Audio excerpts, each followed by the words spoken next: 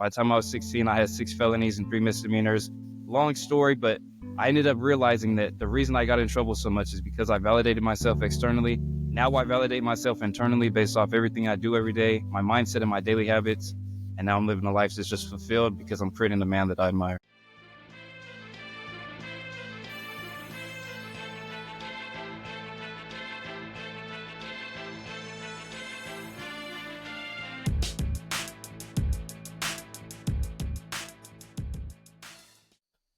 All right, guys. Hey, welcome to another episode of Mediocre Dads, where being mediocre is a choice and you have to refuse to be mediocre every single day. I'm your host, Quan. I go by Q, of course. And on this episode, I am joined by another special guest. And in this particular, he's in the Air Force. And so, again, I've told you all this before, when talking to other military folks, the conversation is a lot better.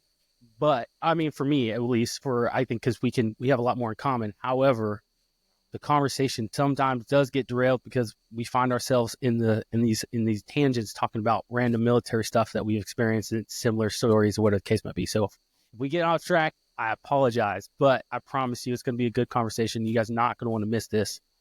So diving right into it, the special guest I have on, his name is Isaiah Dillon. Really dope because he reached out to me on Instagram and I was like, oh yeah, I got to tell this guy's energy is pretty freaking dope. You know, when you're talking, you message somebody and you're like, you can kind of tell like, yeah, this dude's pretty cool, whatever. When they message you like, yo, what's up, man? What's going on? You're like, okay, this guy, look, I like the energy. I can tell this dude has a lot going on, a lot of passion behind him. So I'm really super excited to have you on. Before we get into it, can you kind of tell the audience a little bit about yourself and your upbringing and what you do, whenever the case might be? Yeah. Again, appreciate you having me, man. There's nothing I enjoy more than a good conversation. But everything that I post on social media and that I portray in my life is me showing what worked for me. So everything that I show is what's literally made me a better person and who I am today. My whole Instagram, my whole page is about teaching you mindset, training, and nutrition. That's the surface level. What I'm really trying to teach you is how to have the highest level of confidence and appreciation for life. And you can have both of those things once you truly admire who you see in the mirror. A lot of my life troubles have been because of me validating myself externally based off the clothes that I was wearing, a car that I had, a girl, all this stuff. I just validated myself off everything external, led me to getting in trouble. By the time I was 16, I had 6 felonies and 3 misdemeanors. Long story, but I ended up realizing that the reason I got in trouble so much is because I validated myself externally. Now I validate myself internally based off everything I do every day, my mindset and my daily habits. And now I'm living a life that's just fulfilled because I'm creating the man that I admire. Now, was it? You said 6 felonies? Yeah, 6 felonies and 3 misdemeanors by 16. Ooh. I was looking up to 13 and a half years. 13. Okay, so where are you from originally? I'm from Stockton, California. If you look it up right now on Google, it's one of the top 10 most dangerous cities in the U.S. Oh no, I'm familiar with the Stockton. Yeah, anybody that watches like UFC or anything, Nate Diaz, that's where he's from. Okay, yeah, okay. Really, he's from Stockton? I didn't know that. I didn't know that. So my mom's family, my mom and her entire family, they're from Riverside. So we were in California every year, bro. So like I tell people all the time, like I hate California because growing up, I was in California all the time. So I'm originally from Las Vegas, and so we traveling from Vegas to California was just like just like a hop and a skip, you know what I'm saying? You're there 2 hours and you're there, you know what I mean?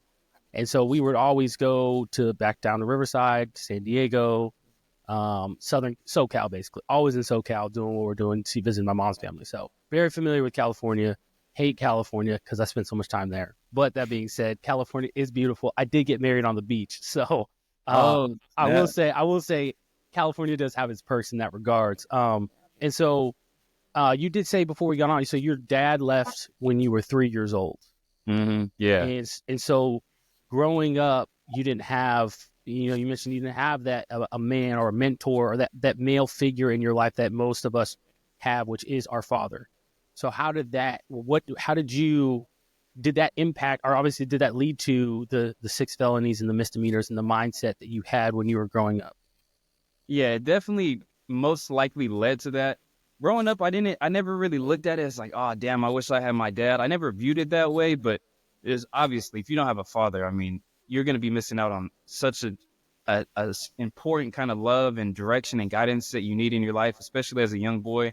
So yeah, I didn't see him since he was 3 years old, and I talk about it in real detail on my Instagram. But long story short, he pretty much almost beat my mom to death when I was 3 years old. This is my earliest memory. I remember my mom, like, they were fighting, they were yelling, and she rushed me upstairs to the neighbors.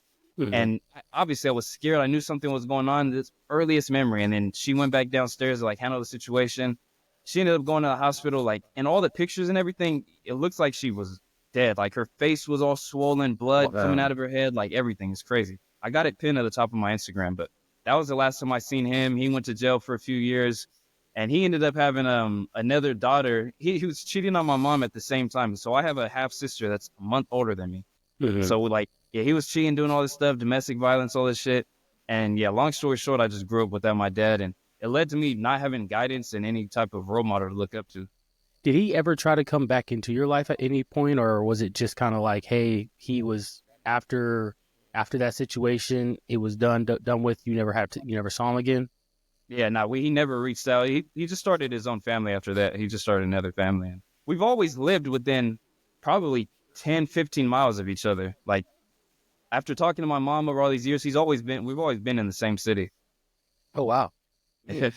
Gosh, we're so close, but so far away. I mean, which is a good thing, because domestic violence, that's such a terrible thing. Because, my sister, so my nephew, and he was on the podcast about a month ago, and his birth dad, beat my sister, and I have a twin brother. I think we were like, whoa, 6 or 7 years old. Yeah, identical twin brother. I got a twin sister. Do you really? Oh, that's freaking dope, man. That's freaking dope. Well, yeah, we were living in Vegas at the time, and so was my sister, but she was living in an apartment, pregnant with my nephew, or with her son, my nephew. One night, get a call, and we're all in the car. I'm talking my parents, me, my brother, and my older brother. We're all in the car going to go see my sister. Me and my brother, we're not really understanding why we're doing this. It's like 10 o'clock at night, so we're just kind of like, hey, they said we had to go see Danielle. We're gonna go see Danielle. Show up, man. Walk into her apartment. Everything's ransacked. Everything. Her face is just a terrible, similar. It just kind of just beat to all hell. But she's 8 months pregnant at this point. You know what I mean? So like she is, or she was 7 or 8 months pregnant. This was like January. My nephew was born in March. And so everything's ransacked. My dad wants to like get his hands on this dude. Like just a terrible, terrible time. And I asked that question because he reached out to my, or his girlfriend or his wife now reached out to my sister and said, hey, he wants to talk to Jordan. He wants to talk to me, his son. Can he do that? And she was like, if he wants that, he can reach out to me. That's one. Number two, he hasn't earned that and he won't. Like, if Jordan wants to talk to him, maybe, but like, absolutely not, because that was just still a lot of anger, still a lot of raw emotions there. So definitely a terrible time. But that is, gosh, such a terrible thing to go through. So growing up, did you see other families and you think to yourself like, gosh, am I missing out on that experience of what a dad is supposed to be? Or was it just kind of like, I don't have a dad, it is what it is because he's a piece of crap? Yeah, no, I never grew up like that, surprisingly. I never grew up looking at other friends or other families like, damn, I wish I had my dad. My twin sister, she might have grown up thinking that a little bit. I think she probably did want a father figure, but I never really grew up like that. Okay. I think I was just blessed that, I don't know. I just grew up not really not just looking towards what I had pretty much. Yeah. No, I got you. So when you were older, how old were you when you had these, the felonies and the misdemeanor charges? So I started getting in trouble at probably 14, 15. And then by 16 was when I was really fucking around and I had, 6 felony street misdemeanors. What would, okay, if you don't mind, what were you doing that led to these felonies and these misdemeanors? So you want me to start from the beginning or you want me to get straight to the felonies? You start from the beginning, man. We got time, trust me. Like, this is what leads to, I could tie this into nutrition. I could tie this into a diet. Or diet, nutrition, training, anything. I started off, we grew up hella poor. Like the very first time I stole, it's a funny ass story. My mom, it should have worked. The tactic that she has should have worked, but it didn't work. 3 years old, we had the power out. I think it was like 2 weeks or something. We did not have electricity. We were showering in the dark. We had candles all over the place. Like, we had no electricity. And I remember we went to Walgreens. I was probably like 4 or 5 years old or something. And then we went to the store. And you know those fake little candles? They got a switch at the bottom, and it's like a little fake candle. I was like, Mom, can we get one of these candles? And she's like, no, no, we're not going to get it. I'm like, shit, you're not going to, I'm going to get it. So I put it in my pocket. I was like 5 years old, and we ended up leaving at a Walgreens, and I stole that little candle and went back to my room. I just literally just wanted light in my room. We had no electricity. So I stole this candle, and she ended up seeing it. Like, I don't know, I forgot or something. She ended up seeing it. She's like, oh, okay. She's like, come on, get back in the car. Grab that, get back in the car. Took me back to Walgreens. I'm like frying in the back of the car. I remember this. I was so scared because, like, I'm about to go meet like the manager. This is like the manager of the world to me. Like, I'm hella scared. I'm hella young too. And yeah, she takes me up, meets the manager, like, here, tell her what you did. And I like pull the candle out of my pocket, hand it to her. I'm just crying, all scared. That should have worked. That should have been the last time. It didn't work, obviously. And long story short, the first time I really started stealing, we called it, me and my homeboy, we called it checking cars. We just like go down the street and literally check the car, see if it was unlocked. Like, check the car, boop, boop, boop. And we would just do that over and over. And don't mistake like my reflection for glorification. Like, I'm just retelling the story. This is how it was in the moment. It was funny in the moment. I don't obviously feel this way now. Like, this shit isn't funny, but in the moment we were checking cars and we were like just taking stuff out of there. You would find like little money, you would find phones, you would find all kind of shit. People leave their car open all the time. And we would just do this throughout the night. We're like 14, 15 years old. And when you do something like that, same thing with your diet. Like, if you don't get caught immediately, you just build up this confidence. You don't get caught immediately, you build up this confidence. Same thing. You keep missing your workout, nothing really happens. You build up confidence. Like, there was no immediate consequence. Yeah. I just kept on building up. Me and my homeboy, we would go steal stuff from a store called Kohl's, a little like clothing store pretty much. They got kind of decent, nice stuff, Nike and whatever. And we would just man, I love Kohl's. Yeah, we were always stealing stuff. We would go in, walk out, go in, walk out. Like, that simple. Just kept building our confidence. We felt invincible. We're 14, 15. If anybody even tried to catch us, we would just run and be gone. Like, you're not even going to catch us once we're at the store. And it got to a point where we wanted like nicer clothes. We wanted nicer stuff. So we figured out, how do you take those little like ink magnets off, like those ink tags, like where the nice clothes are. We looked it up, and pretty much you take it off with a special magnet. We looked up, you get that magnet at Home Depot. We stole it from Home Depot and went out that night and got caught. And we ended up getting caught in the store, like with a bunch of stuff. The dude was like, all right, here, you can either call your mom or we're going to like call the cops. You just try to steal like $500 worth of stuff. I don't know the number. Luckily, my mom came and got me. That still didn't teach me my lesson. Fast forward probably a few months, maybe a year. Me and my homeboy, we're still hella broke. We just want to look nice. We want to feel fly. Everybody at school got like chains, all this nice shit. We just wanted like nice clothes. He grew up hella poor. I grew up hella poor. We were like, it's time to hit a lick, which is breaking into a house. So we go down the street. We're knocking on hella doors. Boo, boo, boo. Hey, is our friend Alex here? No, Alex is here. Nah. All right, I guess we're at the wrong house. Come on, bro, let's go. So we leave. We do that over and over, 5, 6 houses. And we get to one house where we knock on the door, no one answers. Knock on it again, wait a little bit, no one answers. And the way that the house was set up, you could like peek through the garage and you could see if there was a car. And there was no car in there. So we're like, damn, nobody's home. We walk around to the side gate, reach over, open the gate. And now we're in their backyard. Heart is pounding at this point. Like, it's getting real. Adrenaline's pumping. The dude I was with, he was so fucking stupid. You got to imagine this. There was a golf club in the back. He grabbed it, damn, shattered the window. Like, imagine if you shattered a window right now. You would hear that, like, blocks down the street. It would be so loud. Keep in mind, this is like 4 p.m. right after school. It's like broad daylight.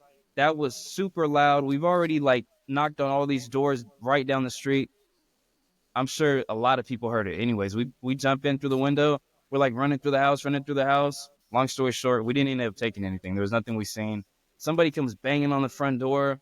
We jump over the fence, keep running down the street. Cop car comes screeching around the corner, and they hopped out, tackled us on the ground, and that was the first 3 felonies I caught. It was vandalism, burglary, conspiracy to commit a crime, and then a couple other misdemeanors. Dang, man. What'd your mom say to you? What was that conversation?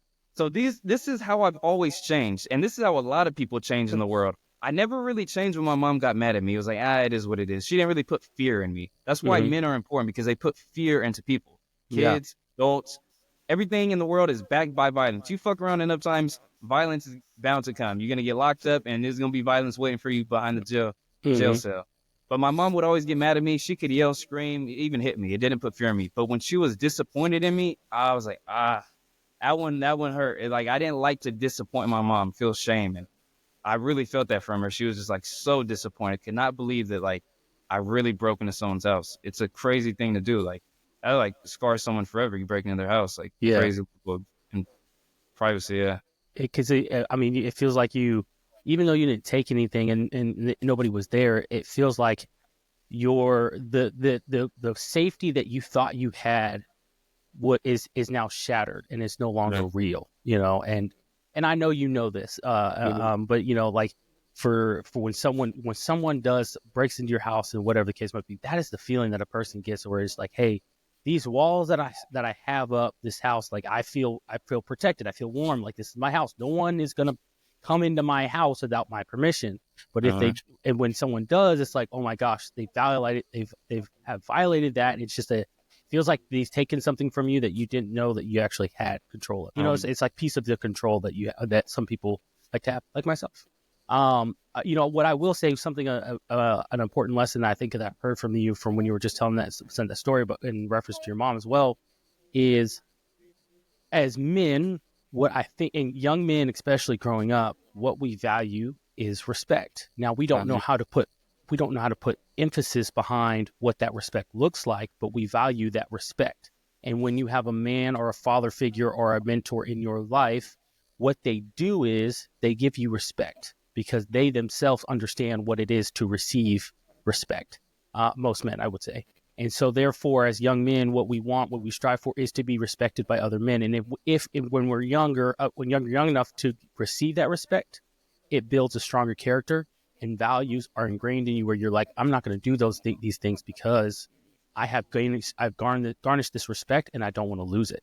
And I think what an amazing lesson that what your mom was taught you right there was, hey, I'm disappointed in you and I respect you enough to tell you that I'm disappointed in you, but now you have to learn to live with the consequences of your actions. And I can no longer do what protect you the way I've always wanted, with that motherly instinct that they have to protect us. They can no longer do that. And it's a beautiful thing because when you said, you hit the nail on the head, and even in the military, right? We have, it's not to say female leaders are weak or inferior to men, but what I will say is, it is a different thing when you have that drill sergeant or that drill instructor in your face for the first time when you get to boot camp basic training, and they're this big, broad-shouldered dude just looking down at you and not saying a single thing. And you're just like, I don't know what it is about this man, but the presence, the tension right now, it's not like fear, like, oh my gosh, he's going to kill me. Oh my gosh, I'm so afraid. It's fear of like, I don't know what comes next. You know what I mean? Like, and then over time, obviously you get to know, it builds. But what you start to understand is what respect looks like. And I don't know. I know you said so little, but again, this is what I garnished from what you just said. Like, it's a beautiful thing of what respect does and how it changes the mindset of every individual, young or old.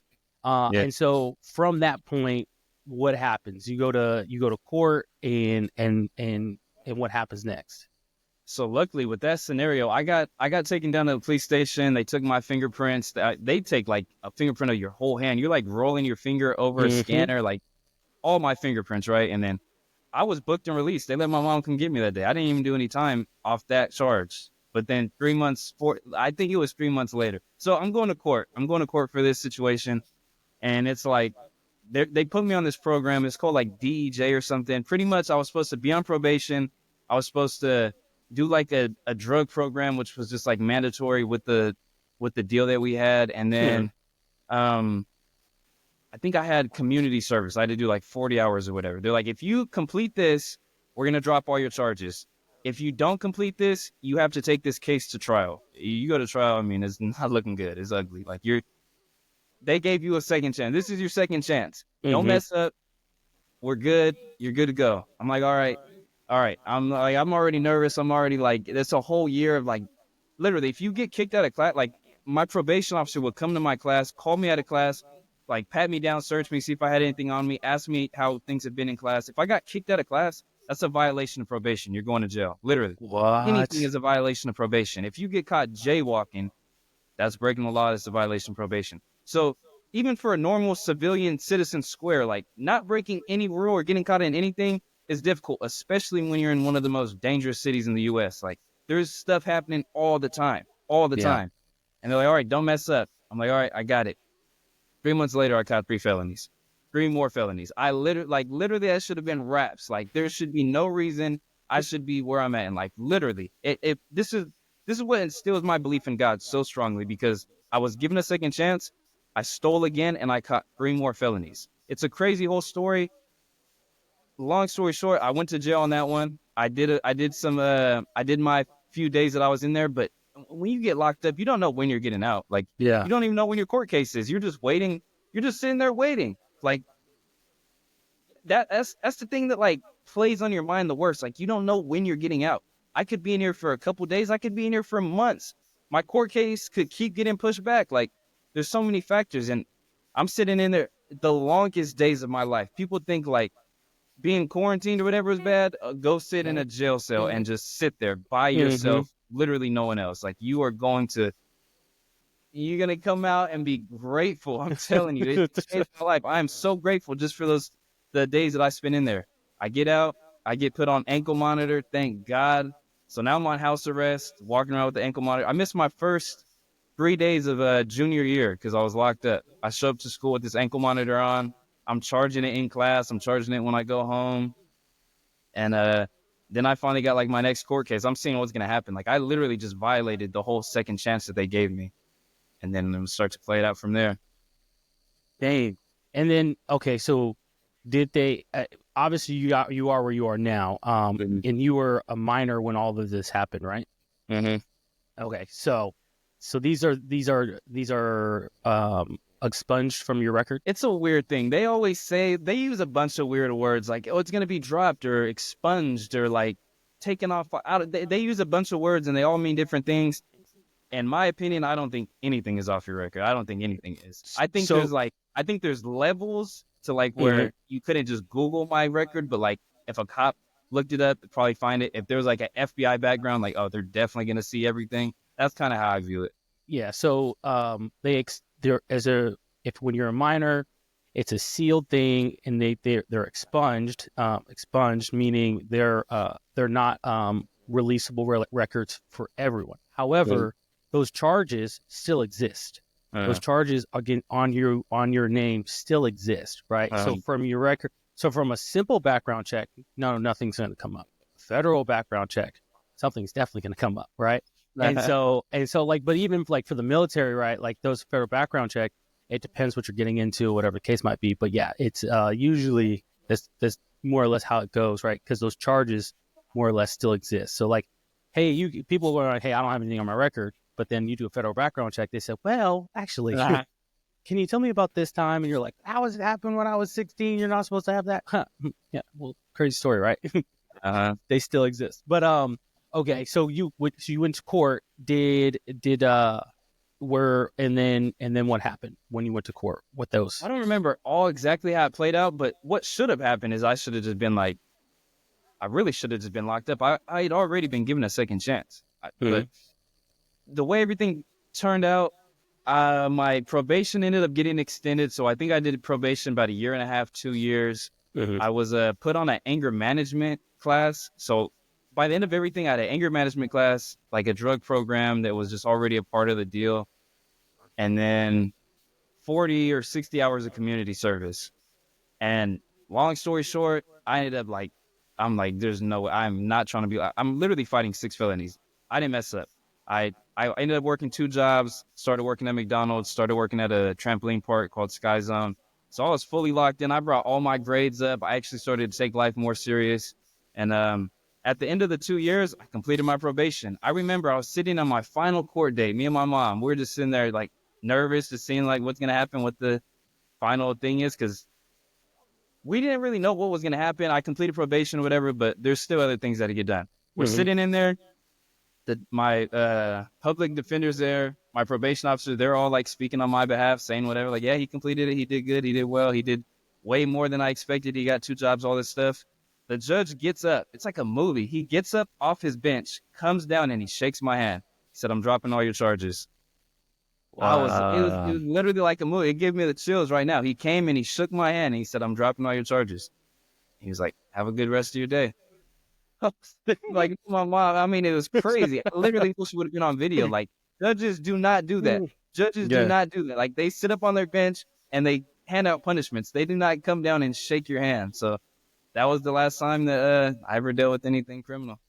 And so, did all of that, obviously, that change, that shift that happened, was it the fear of the potential of going to jail and doing time that caused that, hey, I need to change in my life, I need to change myself, because obviously the path that I'm going down is leading me, where it's leading me is somewhere I don't want to end up?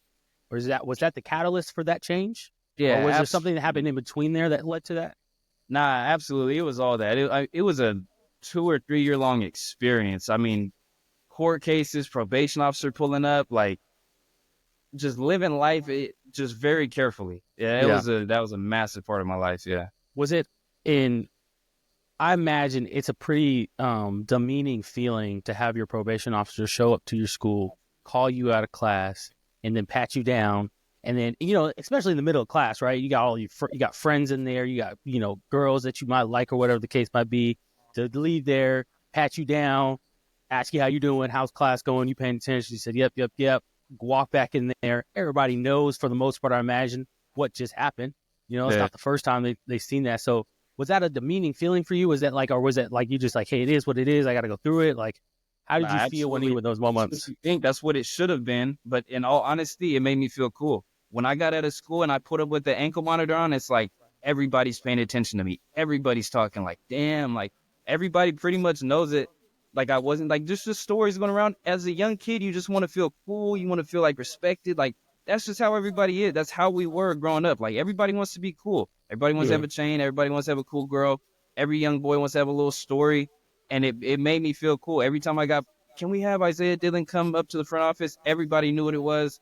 Back then, I was still like, I was making my transition into like, I didn't want to be locked up. I didn't want to do none of that dumb shit, but it did make me feel cool in the moment. And I got a video on my Instagram where I posted when I got out of jail and I had my ankle monitor on, and it made me feel cool just because I never really got that. Like, I was missing validation. I was seeking it all externally. Like I said, now there's nothing that anybody could say. Even my mom or like close friends give me like a compliment or whatever. People like, oh, you're so disciplined or whatever, say all this stuff. I'm like, thank you, I appreciate it, but it just doesn't do anything. That doesn't make me really feel good. Back then, I really felt cool from all that stuff. Now I just validate myself based off my daily habits and my mindset, what I do every day and how I think. That's phenomenal, man. Okay, so did that shift? Because I want to get into the mindset stuff here shortly. But did that shift? Was that what led to, hey, I'm going to join the military? I always wanted to join. I wanted to join. I don't remember exactly when I wanted to join. I think about maybe 15 or 16. I think back then I wanted to join, and it's just everything I knew about it. So there's a little story behind it. Everything I knew about the military, I hella liked. And I had a friend whose mom was a chief, and I was talking to her all the time, and I was watching all these videos, and I'm like, man, like this seems so cool. Like just this structure, this discipline, like traveling, all this stuff I heard. I'm like, this seems so cool. Long story short, I ended up completing my probation and all this stuff. I'm 17 years old. I've dropped everything. I'm working at McDonald's. I got a few months until I graduate. I go talk to a recruiter. I'm like, hey, like, I want to join. Like, he's like, oh, yeah, I got like 4 questions to ask you. Do you have any medical issues? Nope. Do you have this? Nope. Are you good on this? Yep. He was like, you ever been in the back of a cop car? I'm like, yeah. He's like, you ever been to court or anything? I'm like, yeah, but everything's dropped. Like, you don't got to worry about it. He's like, we definitely got to worry about it. I was like, no, it's like not my record or nothing. Like, it's all good. He's like, if you've ever been in a cop car, like, we need to know exactly why, when, how. Man, he was like, I told him the quick story rundown. Like, this is a story that you're not going to be able to join any branch of the military. It like broke my heart. I'm serious. I walked out of that office like, oh my God. Like, I literally had no other plan after that. I didn't know what I was going to do. Yeah. Long story short, I ended up going to college and did a year, which was so beneficial to my life. I took this course. It was from like, it was a test. It was like a 2-hour test. You answer all these questions. It talks about your personality, what you like, And he comes up with this answer of like, what would be a good career for you and what would be a good major for you to pursue. And you sit down with your counselor after the results come in. She's like, hey, like these are your results. Let's go over them. I'm like, all right. She's like, yeah, number one job is military. I'm like, what? This is a year later after I spoke to the recruiter. He said I couldn't join any branch. I left her office that day and went straight to the recruiter. It was the same office, new recruiter.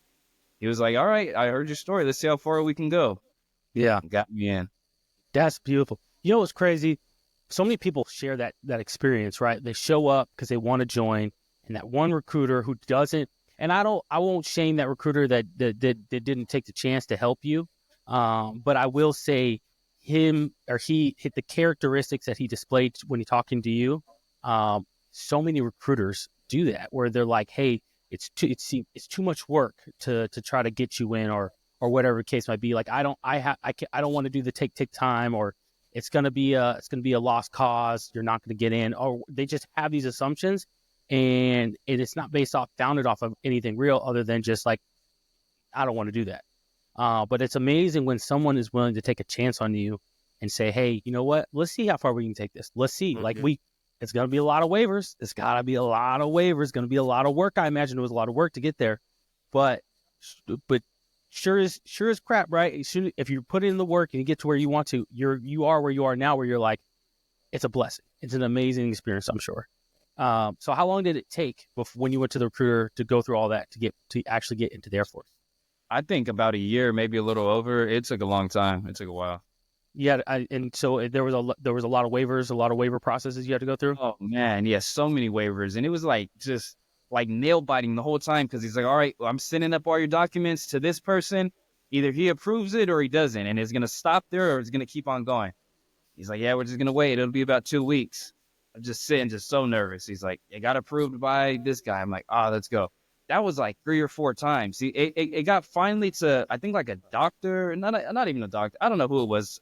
It went through like 4 people. Each person could have been like, nope, I don't sign, and it's done. There's no more, like, you're not, the whole process is done.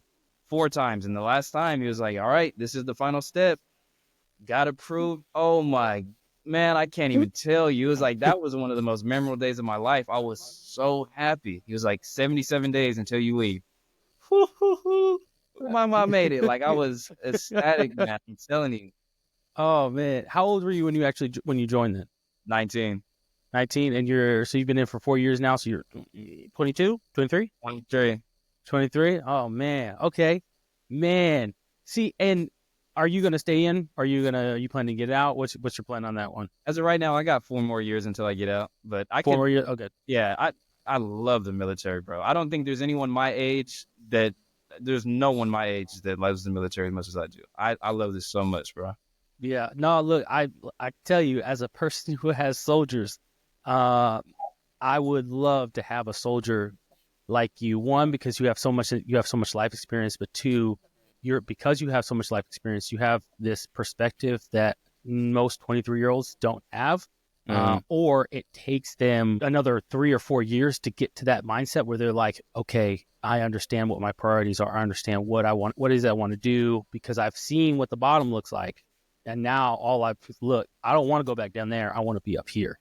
And so for you having the mindset, building that mindset that you have now and joining the Air Force and traveling all the world and experiencing different cultures and whatnot, how has that changed your mindset for the better? How has that really improved your mindset to the point where you're like, not every day is great. And, not every day is a smile. You walk into work like, I'm super happy to be here, right? Like, how has your mind shifted and changed to the point where you're like, this is what I want to do?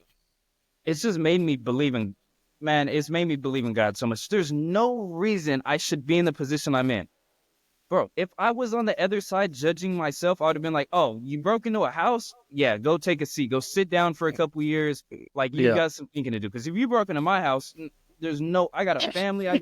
There's no way. I'm not giving you a second chance on nothing. You had a bunch of second chances all the way up to this point.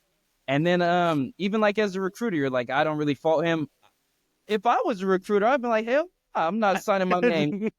And you got 6 felonies? I'm not doing it. You go talk to the next city recruiter. I'm not doing it. I literally would have been on that page. There's no reason I should be where I'm at right now. Like, besides, it leads me to believe that I have to help other people. I get on social media every single day to show people validate yourself internally, not externally, because everything that I did was me validating myself externally. Me literally wanting to feel cool. It probably stems from me not having a father to like give me what I needed. Maybe, who knows? I don't know what exactly it comes from, but I do know that all the trouble and everything I've been through was me validating myself externally. Now, obviously, most people aren't breaking into houses to get some money to validate themselves externally, but they're doing it with their job. I just want to make the next rank, or I want to get the promotion. They're doing it with their family, their car, all this stuff. Don't validate yourself off anything external. Do it based off everything that's absolutely in your control. What you do every day, what you think, and the effort that you put forth towards both of those. And that's why I get on social media every single day. Like, I literally just want to show people that you can have a high level of confidence and a high level of appreciation for life once you validate yourself internally.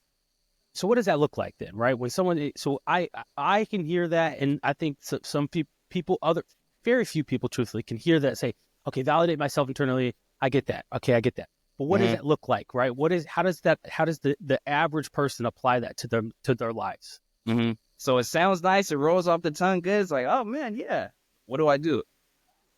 This is the mindset training nutrition, which is what I teach. It's getting up every single day and making yourself a better person, going and working out, eating the right foods. And it's like, that's just the surface level. Like what happens when you go and work out? You create this strong mindset. You create this discipline. People think that some people are just born disciplined. Like, no, you choose to do this. Like, going to the gym every single day is going to give you the most mental clarity. It's going to build your mindset up so strong because you're going and doing something that you didn't really think you could do, lifting this heavy weight, or doing something that you did not want to do, which is making you a better person. And then eating food, everybody knows, like, oh yeah, diet, eat healthy, all this stuff. People say it, but until you have really experienced the benefits of eating and living a healthy lifestyle, you're not really going to understand it. Like, it doesn't just make you look better. It makes you feel better. Like, it literally, it changes your whole life. And when you validate yourself based off how you look, how you feel every day, you got to start your day off by giving the best energy to yourself. That way you create this high frequency and you can give everything else to everyone else.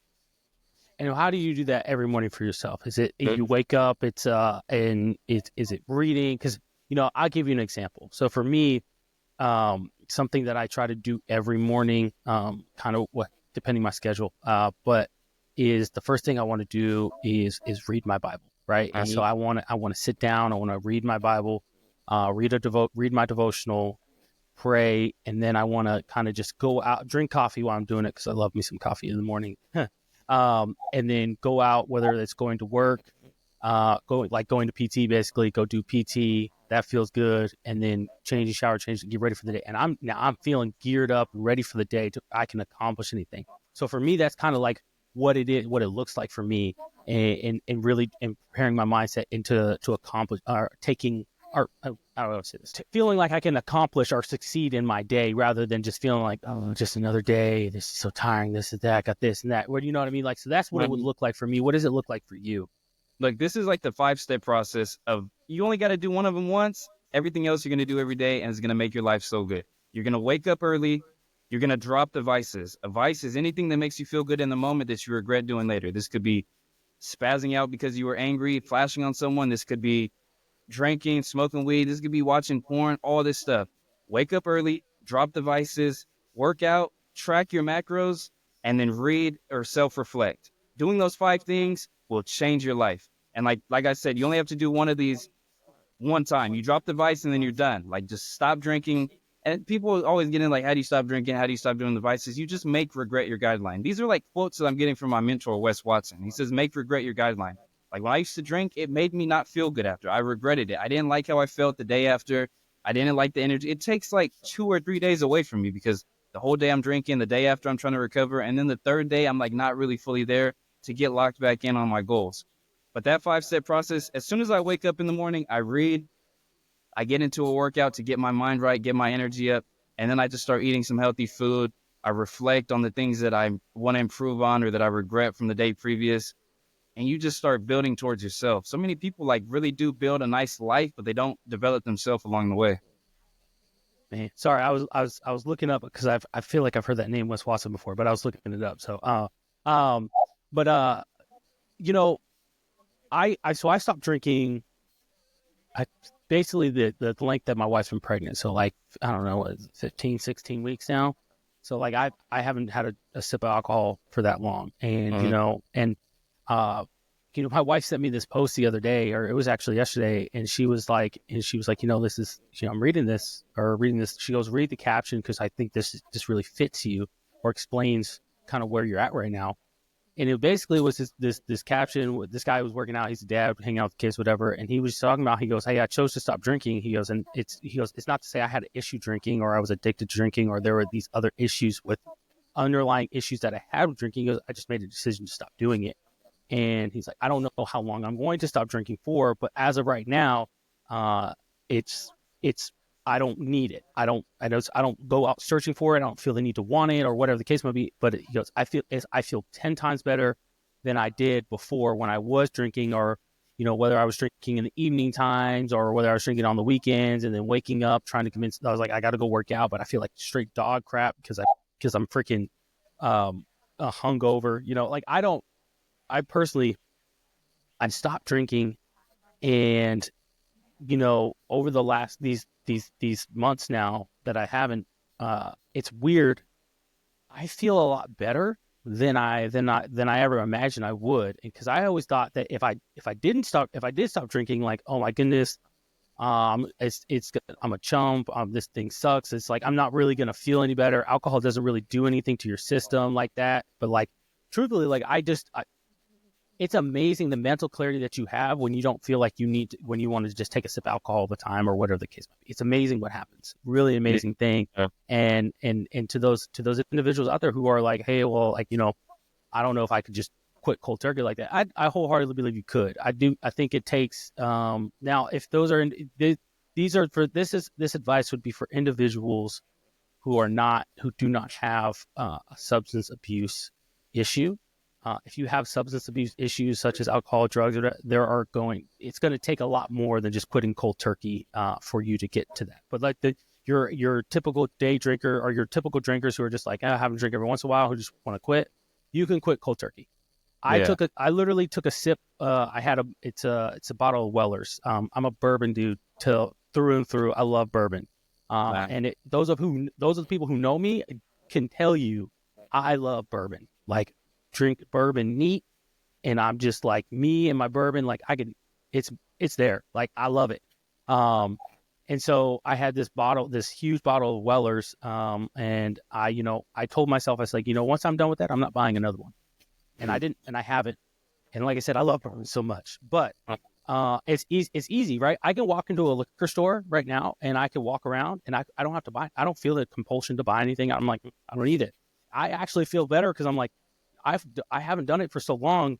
I want to keep on going. I want to keep going. I want to see how long I don't have to rely on it, feel the need to rely on that, and have this compulsion to be like, I know I have to have alcohol or else, but a lot of people don't understand that. A lot of people will look at you weird, and especially in the military, right? I don't know. Do you drink or you don't drink anymore? Oh no, I'm sober. I've been sober about 9 months. Yeah. That's awesome, man. So I imagine there's other people, your peers, sometimes they look at you like, what do you mean you don't drink? Like, like they give you that like, do you get it's crazy. You get the question of, oh, are you like, do you have like, are you an alcoholic type thing? And you're like, no, I just don't drink anymore. I don't choose not to drink. And they're like, what do you mean you choose not? You're not an alcoholic and you're choosing not to drink. What's wrong with you? You know what I'm saying? Like, you're the crazy one. Like, shame on you for not, indulging on alcohol with everybody else, it's crazy. My friend, he had a birthday party this past weekend. I was in Arizona, and a few of my friends, they were drinking. Everybody was drinking. I was taking photos, and they're like, oh, are you gonna drink? I was like, no, I don't drink anymore. And they're like, what do you mean you don't drink anymore? They're like, did you have an alcohol problem? You're like, you okay? And I'm like, what do you mean I have Something's wrong with you? Yeah, like I'm broken or something. Like, is everything okay? And I tell people, I was like, when I got in trouble in the military, it was in 2022. I said, at the time, I did. When I found out my wife was pregnant for having our second daughter, I had a problem. But now, God is good. I tell everybody, God is good, y'all. God is good. I'm telling you, if you devote, is it crazy what happens when you really devote yourself to saying, hey, what is God's plan for me and his direction for me? Because the story that you tell and how you got to where you are and how you sitting on the other side and acknowledge like, hey, if I was judging me, hell nah. You know what I mean? Like, and it's beautiful because it just shows us amazing, like as humans, we're flawed. But when God's in the mix, when God's got your back, it's amazing. And he has a plan for us, for each and every one of us. And I know this is not a Bible study, Mediocre Dads, but listen, y'all, hear me out. It's amazing what happens when you really devote yourself and you say, God, I'm putting my trust and my faith in you, that you have my back in everything I do. My strength comes from you. My mental strength comes from you. And everything I do, I just want to involve you in it and go from there. And it's amazing how your life changes and what happens, and you see the differences and changes in your life. So for you now, right, what's next? What is the goal from here? What is it that you're trying to do, right? You have this experience, you have this story that people I think can relate to in a lot of different ways, but also want to hear or need to hear, because it's a perspective that they're like, crap, I don't want to, I'm sorry you had to go through that, but I don't want to be there. You know what I'm saying? I don't want my kids to be there. I don't want my kids to go through there, to have to go through that. So what is your goal? What is your plan? How do you help other people and direct them direct them to say, hey, this is the path I think that best fits you, or where you should be going, or what's something you should stop doing in order to get back, recorrect your course? Yeah, my biggest thing right now is social media, just showing people that like life is so good with very simple things and just taking away everything that's holding you back. Like, and so, man, I was on the other side where it's like I would drink, I would do all this stuff, and it's like, no, I drink, but I'm like productive. I still get everything done. Defending the thing that's holding me back. Like everybody does it. Like, it's just a drink. Like, okay, is it bad for you? Yeah. Okay, let's just stop debating it. Can we just stop debating it? Like, let's just stop debating it. Like, it's a bad thing. You're better if you don't do it. My whole purpose is just to show people how to live a happy, fulfilled life. Like literally. Like I just want people to be happy, fulfilled, and just be a positive influence to the people around them. Because like even me, I could make a perfect debate. Like, yeah, no, I was productive. I was still working out. I was still doing all this stuff. I had it under control or whatever. But like, what if my little sister's watching me and she starts drinking by the time she just turned 13 a day? Like, what if she's like, oh, well, Zaya does it. He does it. I'm gonna start drinking. And she just takes it out of control.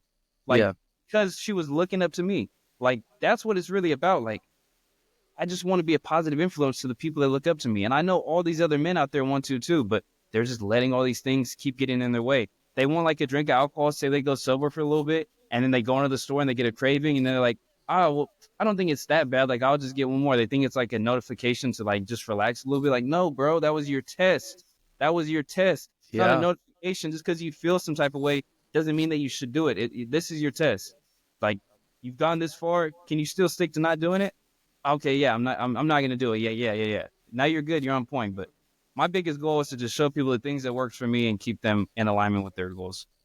Have you talked to and worked with people that you work with, in the sense of, hey, like, you have peers or people around you who are struggling, or you identified that they're struggling, and have you helped them and kind of help and send, hey, like, this is what works for me, this is what I've been doing, and us being in the military, we have this framework that we could use and follow to kind of help us. Have you helped those people around you, or do people see that in you, or you know what I mean? Yeah, anybody that wants to change, especially the way I talk and the way that I fucking deliver a message, I can get someone to change. Like, I can show them exactly what I did, how I got there, how I'm gonna get them there. It's easy, but most people don't want to change, and it's real difficult to change people in proximity. On Instagram, when they're alone and they're laying in their bed, and I give them a message about drinking or about being overweight, they're like alone, and it's not real close proximity, and they can kind of receive the message.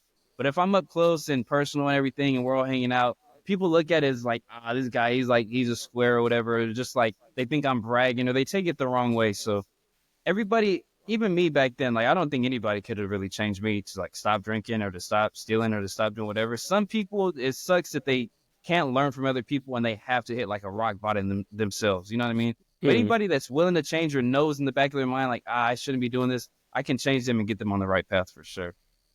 That's I say that's the hardest part, is when you want to help people, and in a lot of ways we're very similar in this. Like, I have this passion to want to help people, and when you start delivering the message of whatever it is, right, trying to kind of guide people, kind of like, hey, look, I'm here to help you, and you can see it in their eyes, something in their eyes, right, their body language that says, like that feels good to hear, but like, I don't want to change, and I refuse to change because what I'm doing right now actually makes me feel good.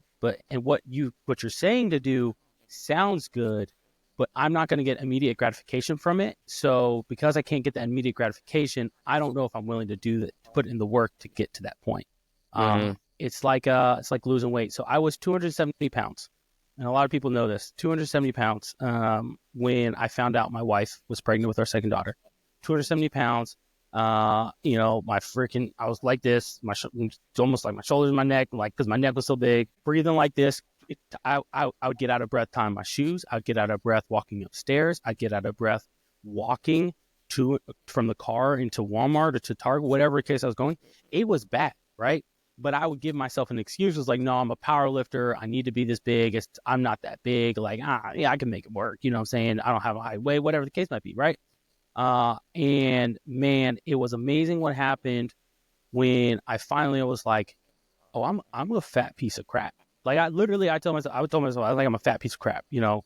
And so it took, man, I was like, you know what? I went on leave. I went on the parental leave, shortly after my wife had the baby. And it was right when they changed it to 12 weeks. And so, or at least the Army did. Yeah. And they changed it to 12 weeks. So I was like, I have 12 weeks essentially to change. So from that 12 weeks, I went from 270 to 235. And then from that moment, which was April of 23 to December, I went down to 200 and I think I got down to 215, back down to 215, because I was doing a lot of running because I was preparing for a half marathon. And so now I'm at 220.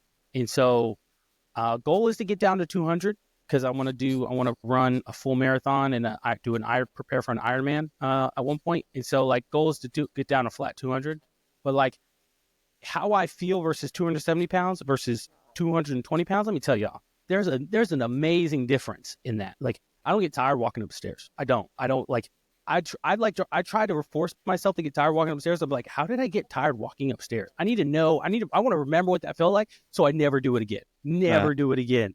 And it was simple. It's amazing what happens. It's like when you like you said, when you work out, your mind starts to change. Everything around you starts to change, right? You slowly start to surely things start to change around you to the point where now, I have a pull-up bar downstairs. And every time I see that pull-up bar, I tell myself, I owe that pull-up bar 5 pull-ups. Man, and I do it. And I love doing pull-ups so much. It gets to the point where I tell people all the time, I was like, hey, man, if every single human being could do 5 pull-ups, let me tell y'all, it'd be amazing as a society if every human being could do 5 pull-ups. Because here's why. Here's why. If every human being could do 5 pull-ups, let me tell you, that would mean that you would be at the weight that you can pull yourself up, at least your chin above the bar. If you could pull your chin above the bar, I'm going to tell you, and you're 270 pounds, but you can do 5 pull-ups, listen, my guy, and not kipping and on that BS, I don't care how much you weigh. You could pull yourself above the bar. That tells me you can do a lot more things with your body, and you're comfortable maneuvering your body, right? So it's amazing what happens if people were just willing to change and do the small things, And the final thing I'll say this, David Goggins in his first book, Can't Hurt Me. And I tell this story often because I really think it's impactful and it's impacted me. In the midst of writing his book, one of the things he tells people is an accountability mirror. And on that accountability mirror, he says, hey, I would put on there everything that all of my goals. So every morning I woke up, he was like, I wake up, I go brush my teeth.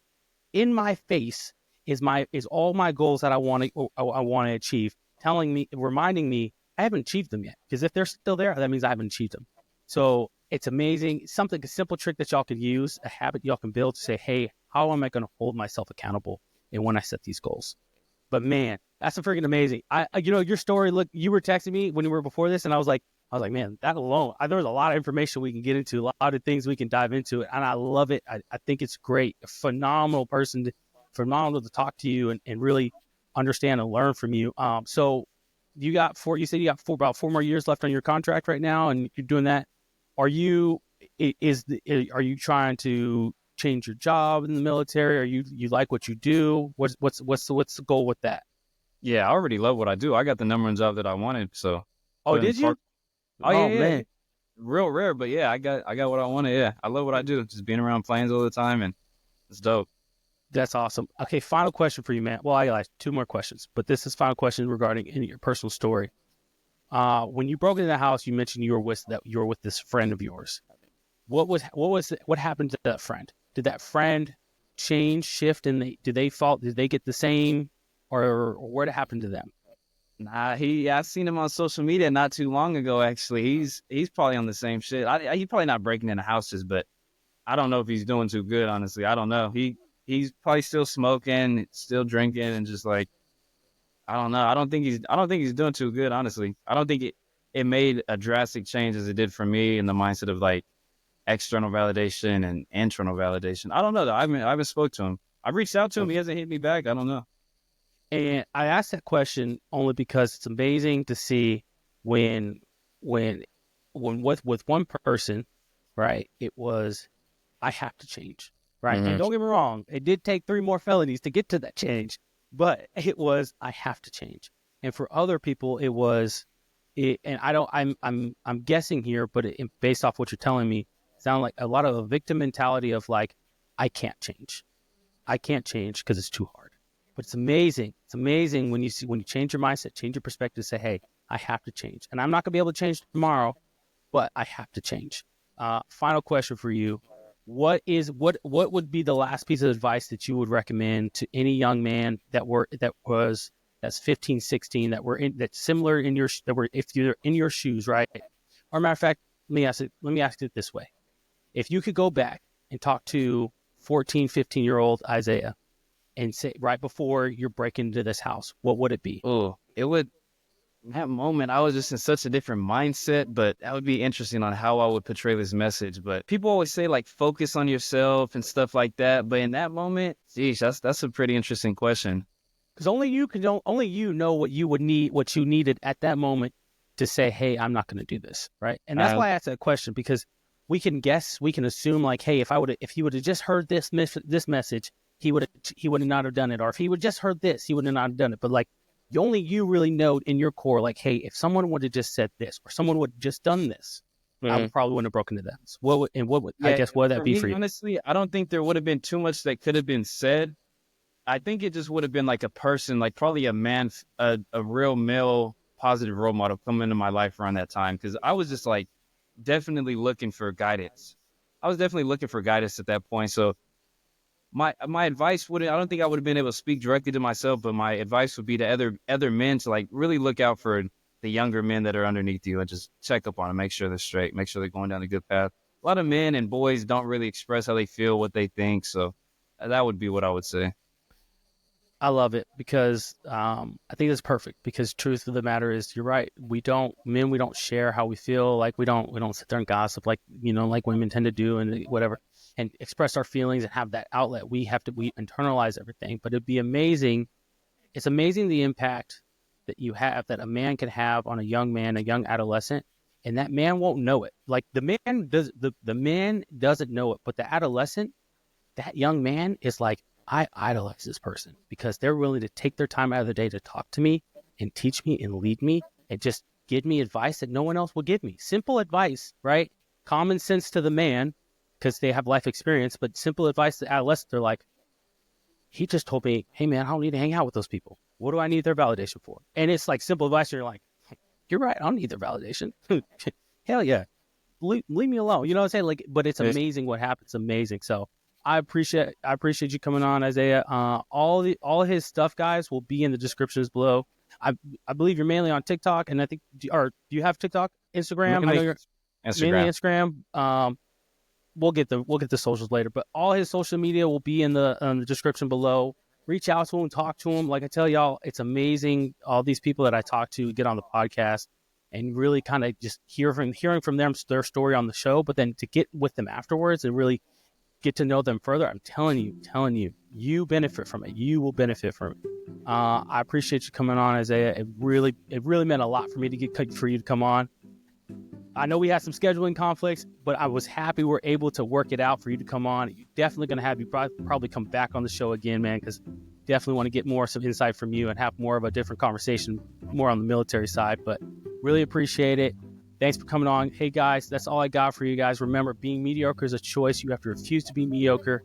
That's all I got. Mediocre Dads out.